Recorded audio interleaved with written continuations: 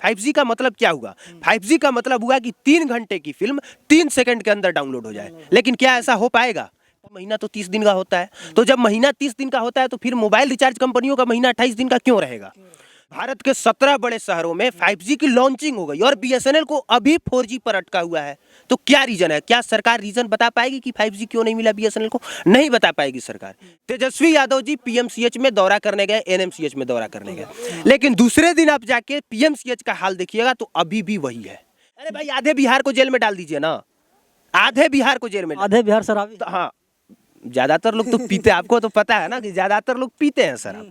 कुर्सी के लिए कोई भी कुछ भी कर सकता है, सिर्फ वही नहीं। तेजस्वी यादव जी भी कुछ भी कर सकते हैं और उन्होंने कुछ भी किया।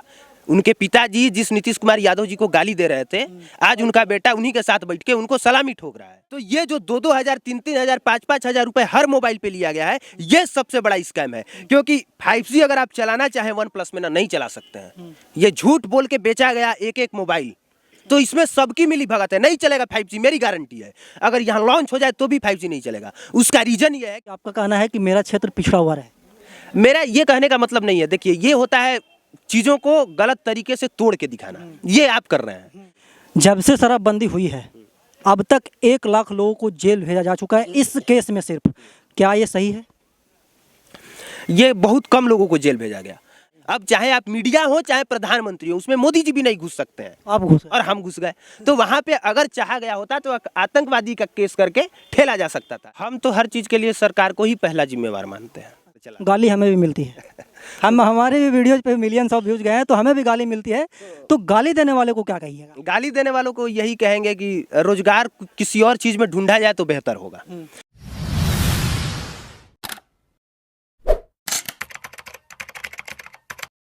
नमस्कार, मैं अमित चौरसिया और आप देख रहे हैं नालंदा दस्तक। अभी हमारी मौजूदगी है बिहार के पर्यटन स्थल कहे जाने वाले राजगीर के सोन भंडार के ऊपर हम अभी मौजूद हैं। और हमारे बगल में जो बैठे हुए हैं किसी परिचय के मोहताज नहीं है, ये वही हैं पब्लिक प्लेटफॉर्म वाले अभिनव भैया। ये वही हैं जो कि जियो को घुटने टेकने पे मजबूर कर दिए।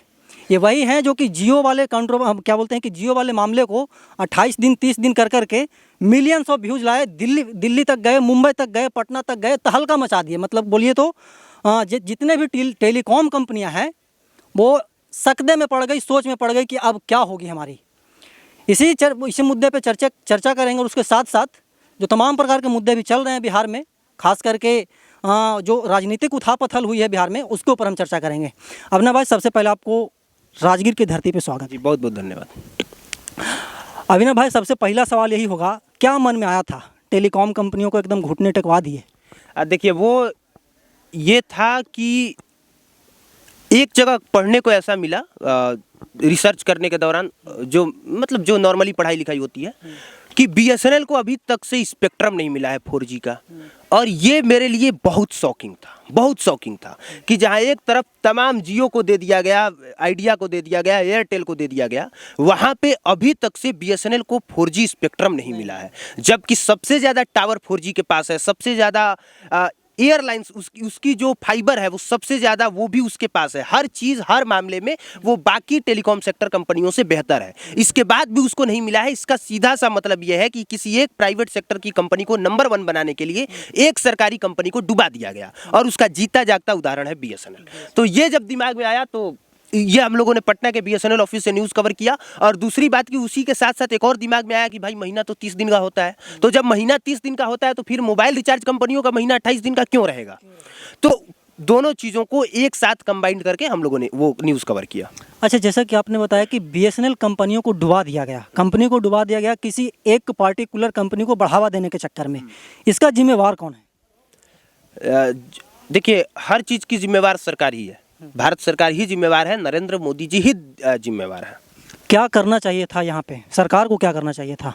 सरकार को करना चाहिए था कि BSNL को 4G स्पेक्ट्रम मिले। अब ये देखिए, ताज्जुब होना चाहिए जान के कि जब सबको 5G स्पेक्ट्रम अलॉट कर दिया गया, सबने टेस्टिंग कर दी, भारत के 17 बड़े शहरों में 5G की लॉन्चिंग हो गई और BSNL को अभी 4G पर अटका हुआ है।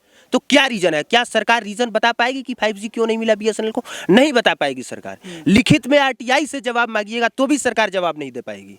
क्योंकि उसका कोई रीजन है ही नहीं कि BSNL को 5G क्यों नहीं दिया जा रहा है। तो ये एक स्कैम है, बहुत बड़ा स्कैम है। और ये सिर्फ एक स्कैम नहीं है, उसके अलावे आप मोबाइल 4G यूज़ करते हैं, सभी लोग 4G यूज़ करते हैं, लेकिन सबको स्पीड 3G और 2G का मिलता है। तो ये बहुत बड़ा स्कैम है। यानी कि 4G स्पीड सबको मिले, उसके लिए ज़रूरी है कि जो आपका नेटवर्क हो वो नज़दीक हो और ज़्यादा से ज़्यादा उसका सिग्नल मजबूत हो, वो पकड़े। लेकिन वही तो स्कैम हो गया ना कि आपसे पैसा लिया जा रहा है 4G का और आपको सुविधा दिया जा रहा है 3G का। जब आप 5G चलाएंगे, 5G का मतलब क्या हुआ? 5G का मतलब हुआ कि 3 घंटे की फिल्म 3 सेकंड के अंदर डाउनलोड हो जाए। लेकिन क्या ऐसा हो पाएगा? पॉसिबल आने के बाद भी नहीं हो पाएगा। आपको कम से कम 3 मिनट का वक्त देना पड़ेगा, चाहे स्पीड कितना भी ज़्यादा हो। अच्छा, तो यहाँ पे ये भी सवाल उठता है कि 5G तो मतलब कि 8-10 शहरों में टेस्टिंग हो गई, चालू भी हो गया है जहाँ तक, तो उसमें भी स्कैम होगी फिर? स्कैम तो मोबाइल बेचने तक में है। आपको सबके साथ वो स्कैम है। मेरा मोबाइल कहाँ है? अच्छा, देखिए ये मोबाइल है और इस मोबाइल को आप देखिएगा तो इसमें 5G है या 4G है। ये देखिए मेरा 5G है। ये 5G है, Redmi 5G लिखा हुआ है। अपना दीजिए। ये OnePlus, ये भी 5G है। ये भी 5G एक हर मोबाइल 5G के दाम पे बेचा गया है। आप अगर मार्केट में जाके 4G मोबाइल खरीदिएगा तो उसका दाम कहीं ना कहीं 5,000 या 2,000 कम रहता है। तो ये जो 2,000, 3,000, 5,000 रुपए हर मोबाइल पे लिया गया है, ये सबसे बड़ा स्कैम है। क्योंकि 5G अगर आप चलाना चाहें OnePlus में ना, नहीं चला सकते हैं। ये झूठ बोल के बेचा गया एक मोबाइल। तो इसमें सबकी मिली भगत है, नहीं चलेगा 5G, मेरी गारंटी है। अगर यहाँ लॉन्च हो जाए तो भी 5G नहीं चलेगा। उसका रीजन ये है कि इसमें अभी 5G का सॉफ्टवेयर इन लोगों ने लॉन्च नहीं किया है। ये दावे के साथ बोल सकते केवल अब दावे के साथ मैं गारंटी देता हूं नहीं चलेगा। आप 17 शहरों में पता कीजिए, वहां नहीं चल रहा है। जिसके पास आईफोन है सिर्फ वही लोग अभी यूज कर पाएंगे, और अभी भी नहीं कर पाएंगे। अभी भी उनको दिसंबर महीने तक का वेट करना पड़ेगा। लेकिन मोबाइल तो 3 साल पहले से 5G का बेचा जा रहा है। तो ये बहुत बड़ा स्कैम है और इस स्कैम को लोग ध्यान नहीं देते हैं कि नॉर्मल बात है भाई, 5G हम एक बार 5G खरीदेंगे। लोग सोच के 3,000 4,000 रुपया ज्यादा दे रहे हैं और फायदा आपको कुछ नहीं मिल पा रहा है। तो ये स्कैम है, एक चीज स्कैम है। अच्छा, मतलब कि आपका कहना है कि जो 5G कह करके जनता को बेवकूफ़ बनाई जा रही है फोन में, वो एक बहुत बड़ी स्कैम। मोबाइल बेचने तक में, क्योंकि मैं कह रहा हूं ना, अभी देखिए जियो के जो CEO हैं उन्होंने खुद कहा कि दिसंबर महीने में अभी सभी मोबाइल में जितने मोबाइल हैं, चाहे वो सैमसंग का हो चाहे रेडमी का हो, सब में दिसंबर महीने में अभी वो सॉफ्टवेयर लॉन्च होगा। तो दिसंबर महीने में सॉफ्टवेयर लॉन्च होने वाला है और मोबाइल 2 साल पहले से बेच रहे हैं आप। एकदम साफ दिख रहा है कि स्कैम। जी। दूसरे मुद्दे पे बात करेंगे अपने भाई। दूसरा मुद्दा यह है कि आप क्या बोलते हैं कि निष्पक्षता से खबरों को दिखाते हैं, एकदम तड़कता भड़कता खबर रहता है। आपको लगता है, कमेंट पढ़िएगा तो वो तो ऐसा ही लगेगा कि एक तरफा खबर चला। गाली हमें भी मिलती है। हमारे भी वीडियोज पे मिलियंस ऑफ व्यूज गए हैं तो हमें भी गाली मिलती है। तो गाली देने वाले को क्या कहिएगा? गाली देने वालों को यही कहेंगे कि रोजगार किसी और चीज में ढूंढा जाए तो बेहतर होगा। रोजगार गाली देने में ना ढूंढ के रोजगार ढूंढिए कि कुछ काम करें। गाली देते तो फिर उससे तो कुछ बदलने वाला है नहीं भाई। सामने वाला जो कर रहा है वही करेगा। उर्फी जावेद को जो वो घटिया काम कर रही है, तो गाली देके लोग जब उसकी मानसिकता नहीं बदल सकते हैं, तो हमारी मानसिकता तो सीधे सेट है कि हमें यही करना है। आप गोली मार दीजिएगा तो भी हम वही करेंगे।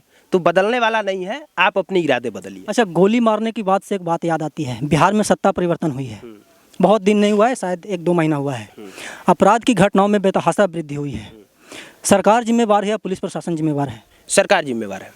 कैसे? पहली नाकामी सबसे ऊपर बैठे लोगों की होती है। ये गलतफहमी में हम लोग हैं कि नीचे वाला सुधरेगा तो ऑटोमेटिक सब चीज सुधर जाएगा। जी नहीं, ऊपर वाला सुधरेगा तब जाके नीचे वाला सुधरेगा। क्योंकि दबाव ऊपर से होता है। मुखिया घोटाला कर रहा है मतलब कि उसको आगे पैसा बढ़ाना है। अगर ऊपर से दबाव आना बंद हो जाए तो नीचे से ऑटोमेटिक चीजें ठीक हो जाएंगी। तो ऊपर से ही भ्रष्ट लोग बैठे हैं, इसलिए पुलिस भी भ्रष्ट है।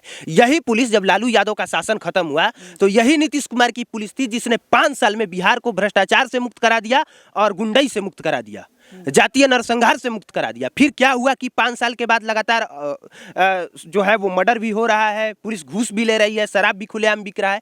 मतलब कि अब सरकार का माइंड चेंज हो गया। जो नीतीश कुमार 5 साल इन्होंने काम किया, अब वही नीतीश कुमार जी सिर्फ सत्ता में बने रहना चाहते हैं और उसके लिए जरूरी है कंप्रोमाइज करना। तो कंप्रोमाइज जब उन्होंने किया तो पुलिस ने भी कंप्रोमाइज किया। मतलब कि आप कह रहे हैं कि नीतीश कुमार को कुर्सी प्यारा है? ये तो पूरा बिहार जानता है, ये हम नहीं कह रहे हैं, ये पूरा बिहार जानता है। रेपुटेशन खराब। कुर्सी के लिए वो कुछ भी कर सकते हैं, ये आपका कहना है? कुर्सी के लिए कोई भी कुछ भी कर सकता है, सिर्फ वही नहीं। तेजस्वी यादव जी भी कुछ भी कर सकते हैं और उन्होंने कुछ भी किया। उनके पिताजी जिस नीतीश कुमार यादव जी को गाली दे रहे थे, आज उनका बेटा उन्हीं के साथ बैठ के उनको सलामी ठोक रहा है। तो कुर्सी के लिए वो भी कुछ भी कर सकते हैं, ये भी कुछ भी कर सकते हैं। लेकिन नीतीश कुमार बदनाम इसलिए ज़्यादा है क्योंकि नीतीश कुमार ने उतना बेहतर किया है कि लोगों को उम्मीद उनसे ज़्यादा हो गई। अच्छा, अगला सवाल मेरा आपसे होगा, क्या बोलते हैं अपने भाई, आप मुंबई गए थे, जियो ऑफिस के बाहर से रिपोर्टिंग किए थे, क्या कठिनाइयाँ आई थी? नहीं, घुस गए थे हम अंदर, हाँ घुस गए थे आप। अंदर घुस गए थे हम। वहाँ पे वो इलीगल तरीके से हम घुसे थे, क्योंकि मेरे पे अगर उस समय चाहा गया होता तो आतंकवादी का केस करके और भीतर घुसेड़ा जा सकता था, क्योंकि वो जो रेपुटेटेड ऑफिस है वो सिर्फ भारत का नहीं, एशिया का टॉप बड़ा ऑफिस है। 21 अरब का ऑफिस, अगर देखा जाए तो एशिया में 21 अरब का ऑफिस शायद किसी के पास नहीं है। तो उस ऑफिस में आप एक साधारण सा आई कार्ड दिखा के घुस जाते हैं, जबकि उसमें घुसने का अलाउ सिर्फ उन्हीं को है जो कि जियो के कर्मचारी हैं। अब चाहे आप मीडिया हो चाहे प्रधानमंत्री हो, उसमें मोदी जी भी नहीं घुस सकते हैं। आप घुसे और हम घुस गए। तो वहां पे अगर चाहा गया होता तो आतंकवादी का केस करके ठेला जा सकता था। लेकिन बात यह है कि केस करके ठेलने का मतलब यह है कि आपकी कंपनी हिल जाती, वो हिलती नहीं, डूब जाती, क्योंकि तब बात चर्चा में आता, मामला चर्चा में आता, और जब मामला चर्चा में आता तो ये भी चर्चा में आता कि किस काम के लिए वो लड़का घुसा था। तो जो आवाज़ सिर्फ बिहार में गूंज रहा था वो पूरे देश की आवाज़ बन जाती, लेकिन वो नहीं हुआ तो भी कोई बात नहीं। अच्छा, बिहार में भी आप विभिन्न क्षेत्रों में रिपोर्टिंग करते हैं अभिनव भाई, ग्राउंड जीरो से रिपोर्टिंग करते हैं, आपको सबसे ज़्यादा बदहाली कहाँ पे दिखती है? किस विभाग में सबसे ज़्यादा बदहाली है? मुझे तो हर विभाग में ही बदहाली दिखती है। अगर किसी एक पार्टिकुलर कहिएगा तो वो ब्लॉक में सबसे ज़्यादा दिखती है, क्योंकि वहाँ पे गांव के लोग जाते हैं अपना काम कराने के लिए और वहाँ किसी की कोई जवाबदेही नहीं है। कम से कम स्कूल में शिक्षक लोग आ तो जाते हैं ना, चाहे 12 बजे आए, बैठ तो जाते हैं। ब्लॉक में किसी का कोई कुछ है नहीं, तो मुझे सबसे ज़्यादा ब्लॉक में ही दिखता है। अच्छा, ब्लॉक में सबसे ज़्यादा भ्रष्टाचार है आपका? हाँ, मुझे ऐसा लगता है। पुलिस स्टेशन से भी ज़्यादा? पुलिस स्टेशन में है, लेकिन ब्लॉक में भाई वहाँ पुलिस तो बैठता है ना, लोगों को ब्लॉक में कोई उम्मीद नहीं है, वहाँ सीधे 500-1000 रुपया दीजिए, काम करवा के आ जाइए। मतलब 12 बजे तक लेट नहीं, 2 बजे के बाद भेंट नहीं, ऐसा वाला सिस्टम? हाँ, बिल्कुल बिल्कुल। अच्छा, एक बात और बताइएगा अभिनव भाई, अभी आप छपरा से चल करके राजगीर आए हैं, बक्सर से चल करके राजगीर आए हैं, वहाँ पे पर्यटन को देखा जाए और राजगीर के पर्यटन को देखा जाए, ऐसा लोग बोलते हैं। दूसरे स्टेट में जब हम दूसरे डिस्ट्रिक्ट में जब हम रिपोर्टिंग करने जाते हैं तो ऐसा बताया जाता है कि नीतीश कुमार सिर्फ अपने ज़िले को चमकाए हैं। आपको क्या प्रतीत हुआ? कल से आप रेगुलर यहाँ पे पर्यटन का काम कर रहे हैं, घूमने का काम कर रहे हैं। हाँ। हम ये कहें नीतीश कुमार ने बहुत अच्छा किया अपने क्षेत्र को चमका के, और बाकी विधायक, सांसद और नेता लोगों को सीखना चाहिए कि अगर एक मुख्यमंत्री अपने क्षेत्र को चमका रहा है तो हम भी अपने क्षेत्र को चमकाने के लिए अपना बेस्ट दें, आप सोए नहीं। तो नीतीश कुमार ने अच्छा किया है, लेकिन हाँ, पूरे बिहार पे ध्यान देना चाहिए। लेकिन अगर उन्होंने अपने क्षेत्र का ज़्यादा विकास किया है तो मुझे नहीं लगता इसमें कोई बुराई है। अगर एक जगह का उन्होंने नहीं किया है, दूसरे जगह का भी वो नहीं करते, तो उससे तो अच्छा है ना कि एक जगह का कर दिए। अच्छा, मतलब कि आपका कहना है कि मेरा क्षेत्र पिछड़ा हुआ रहे? मेरा ये कहने का मतलब नहीं है। देखिए, ये होता है चीज़ों को गलत तरीके से तोड़ के दिखाना, ये आप कर रहे हैं। मेरे कहने का ये मतलब है कि वो एक खराब जगह है, दूसरा भी खराब है। आदमी ने एक जगह पे काम किया कि इसको बेहतर कर दिया जाए, तो उसने बेहतर किया, तो ये खराब नहीं है, मैं ये कह रहा हूँ। हाँ, उसको भी करना चाहिए और आगे से ध्यान देना चाहिए। देखिए, इंटरनेशनल स्टेडियम बन रहा है, ठीक है, यहाँ पे बगल में 3 किलोमीटर का रेडियस में बन रहा है, मतलब कि 3 किलोमीटर की दूरी पे, ठीक है। पिछले 8-10 वर्षों से उसमें काम लगी हुई है, लेकिन अभी तक पूर्ण नहीं हुआ है। अगर वही काम किसी क्या बोलते हैं कि प्राइवेट कंपनियों की काम होती, जैसे कि जियो हो गया, एयरटेल हो गया, जैसे कि आप शुरू में बताया कि अरबों की कंपनी है, क्यों नहीं काम होती है? तेज़ी से क्यों काम नहीं होती सरकारी काम? सरकारी काम क्योंकि रिस्पॉन्सिबिलिटी नहीं होती है, किसी की कोई जिम्मेवारी नहीं होती है, कोई तय डेट नहीं होता है। उसमें बस ये होता है कि किसी भी तरह से जैसे चल रहा है चलते रहने दिया जाए। और सबसे बड़ी बात कि उसमें लोन लिया जाता है दूसरी कंपनियों से। जैसे कहीं भी बड़ा प्रोजेक्ट बनता है तो उसमें किसी न किसी दूसरी कंपनी उसको अपना पैसा इन्वेस्ट करती है। तो सरकार बदल भी जाए तो कोई फर्क नहीं पड़ता है, इसलिए वो काम स्लो ही होता है। कोई भी सरकार, क्योंकि वो हमारी जिम्मेवारी नहीं है, वो पूरे बिहार की जिम्मेवारी है। जो उस कुर्सी पर बैठेगा आगे से वो चीज़ देखेगा। तो इसमें किसी एक सरकार का पार्टिकुलर फायदा नहीं है। अगर नीतीश कुमार जी का सिर्फ अपना फायदा होता तो अब तक से बन गया होता, लेकिन नीतीश कुमार का सिर्फ अपना फायदा नहीं है, पूरे बिहार का फायदा है, और पूरे बिहार से मतलब नहीं है। तो ये चीज़ है। अच्छा, बिहार में शराबबंदी है, ठीक है, धड़ल्ले से शराब बिक रहा है, धड़ल्ले से शराब पिया जा रहा है, इसका जिम्मेवार कौन है? जनता, पुलिस या सरकार? हम तो हर चीज़ के लिए सरकार को ही पहला जिम्मेवार मानते हैं। अच्छा। क्योंकि वो ऊपर बैठा है, वो आदमी कुछ भी सुधार सकता है भाई, वो आदमी कुछ भी सुधार सकता है। अगर मोदी जी चाह जाए तो पूरा देश बदल सकता है, 10-20 दिन के अंदर। लेकिन वो नहीं चाह रहे हैं, नहीं बदल रहा है। मुख्यमंत्री जी चाहे तो बदल सकता है, वो नहीं चाह रहे हैं, नहीं बदल रहा है, सीधी बात है। शराबबंदी सक्सेस है या फेलियर है? वो तो फेलियर है, वो तो सबको लगता है। जो चीज़ सबको लगता है वो हमसे क्यों पूछ आज एक अखबार में खबर छपी है, हिंदुस्तान बिहार का नंबर 1 अखबार है, जब से शराबबंदी हुई है अब तक 1 लाख लोगों को जेल भेजा जा चुका है इस केस में सिर्फ। क्या ये सही है? ये बहुत कम लोगों को जेल भेजा गया। अगर ईमानदारी से काम किया गया होता तो शायद करोड़ों लोगों को जेल भेजा गया होता, और अगर करोड़ों लोगों को जेल भेजा गया होता तो शायद ये शराबबंदी सफल होता। लेकिन पैसा लेके ज़्यादातर लोगों को छोड़ा गया, या फिर पैसा लेके इलीगल तरीके से शराब बेचवाया गया। तो 1 लाख लोग, वो अमाउंट बहुत कम है। हो सकता है उसमें बहुत निर्दोष लोगों को जेल भेज दिया गया हो, ज़्यादातर निर्दोषी हैं। हाँ, तो वो गलत है। लेकिन अगर सच में शराबियों को जेल भेजा गया है 1 लाख, तो वो बहुत कम है। बहुत कम है, मतलब कि और लोग हैं। अरे भाई, आधे बिहार को जेल में डाल दीजिए ना, आधे बिहार को जेल में। आधे बिहार शराबी। हाँ, ज्यादातर लोग तो पीते, आपको तो पता है ना कि ज्यादातर लोग पीते हैं शराब। तो अगर सच में आपके कानून को जमीनी स्तर पर वो करना है तो फिर आपको स्ट्रिक्ट होना पड़ेगा। बिहार, आप एक युवा हैं और बिहार में युवा इस कदर बेरोजगार हैं जिसकी अगर गिनती की जाए तो वो कम पड़ जाएगी। बेरोजगारी को कैसे दूर किया जा सकता है? आप एक युवा हैं, क्या आपकी सोच है? अब इस सब मामले में हम नहीं कुछ सोच पाते हैं, क्योंकि बहुत मुश्किल काम है। रोजगार पे चिल्लाना आसान है, लेकिन ये बता देना कि कैसे दूर किया जाए, ये बहुत टफ काम है। आप एक युवा हैं, तो हम बस इतना कहेंगे कि पहले जितनी वैकेंसी है वो सब क्लियर हो। अगर आप देखेंगे तो आपके पास हॉस्पिटल में काम भर डॉक्टर नहीं है, स्कूल में जितने टीचर चाहिए उतने नहीं है, कहीं भी जितना चाहिए उतना नहीं है। तो अगर उतनों की भी सिर्फ बहाली हो जाए तो बहुत लोगों को रोजगार मिल सकता है, लेकिन उतने लोगों की भी नहीं हो रही है, तो ये गलत है। सरकार रोजगार दे पाएगी? इस वाली सरकार जो नई गठबंधन हुई है वो भी नहीं दे पाएगी, वो भी जुमला ही कर रही है और जुमला ही करेगी। मतलब शाह जी के जैसा नीतीश कुमार भी कहीं पे इंटरव्यू जा करके दे देंगे कि वो जुमला था। बिल्कुल, बिना कहे समझ जाइए एकदम। अच्छा, हमारे दर्शकों को क्या संदेश देना चाहेंगे? धर्मराज अभिनव भाई बक्सर से चल करके आए हैं, हमारे दर्शकों को और आपको जो देख रहे हैं, क्या संदेश देना चाहेंगे उनको? क्या संदेश दें? हम कहे देखते रहिए, और जो खबर आपको गलत लगता है उसको डंके की चोट पे गलत कहिए, लेकिन एक बार ईमानदारी से अपने अंदर झांकिए। हर दर्शक चाहता है कि आप हमारे हिसाब से खबर परोसिए। हर दर्शक, जो नीतीश कुमार का समर्थक है वो चाहता है कि नीतीश कुमार की तारीफ कीजिए, जो लालू का समर्थक है वो चाहता है कि लालू यादव की तारीफ कीजिए। फॉर एग्जांपल मैं बताता हूं, तेजस्वी यादव जी पीएमसीएच में दौरा करने गए, एनएमसीएच में दौरा करने गए, लेकिन दूसरे दिन आप जाके पीएमसीएच का हाल देखिएगा तो अभी भी वही है। लेकिन लालू यादव का समर्थक क्या चाहेगा कि आप तारीफ कर दीजिए कि तेजस्वी यादव दौरा किए। वो सिर्फ दौरा करने से सुधरने वाला नहीं है, और सुधरने के लिए जितना काम होना चाहिए उतना काम आपका सुपुत्र कर नहीं रहा है।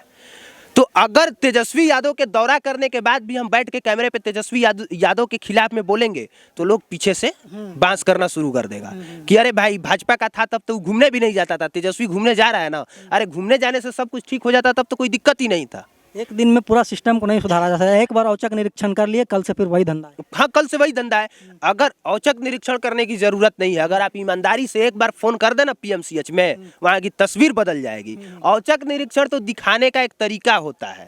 अगर दिखावा कर रहे हैं, वो 100% दिखावा है भाई। अगर दिखावा नहीं है ना तो कैमरा मत लेके जाइए, चुपचाप जाइए और मारिए। देखिए वहाँ जितने लोग हैं उतने लोगों को निलंबित कीजिए। अगले दिन डर का माहौल हो जाएगा। वो मीडिया में चलाने और कहने की जरूरत नहीं है, वो परिस्थितियाँ अपने आप बदल जाएंगी। देखिए, हमारे साथ अभिनव भाई थे जो कि बक्सर से चल कर के आए हैं राजगीर। विनय भारती जी हमें इन्फॉर्म किए कि अभिनव भाई आए हैं, तो हमें भी लगा कि क्यों नहीं एक स्वतंत्र पत्रकार आए हैं तो उनसे भी उनका वार्तालाप किया जाए। हमारे हर एक सवालों का प्रमुखता से जवाब दिए। और आप क्या सोचते हैं इनके, मेरे सवालों का और इनके जवाब के ऊपर कमेंट करके जरूर बताइएगा। हम ऐसे ही देश दुनिया की तमाम छोटी बड़ी खबरों से आपको रूबरू करवाते रहते हैं और आगे भी करवाते रहेंगे। तब तक के लिए बने रहे हमारे साथ और देखते रहें नालंदा दस्तक। धन्यवाद।